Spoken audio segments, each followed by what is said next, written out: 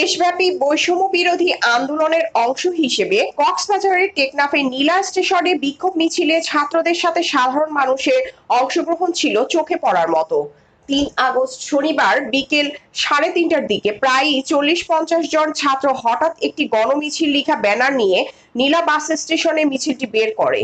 মিছিলটি নীলা বাস স্টেশনের প্রধান সড়ক দুইবার প্রদক্ষিণ করে জনশক্তি বৃদ্ধি করার মধ্য দিয়ে স্টেশনের চৌরাস্তার মোড়ে পথসভায় মিলিত হলে সাধারণ জনতা তাদের সাথে একাত্মতা প্রকাশ করে।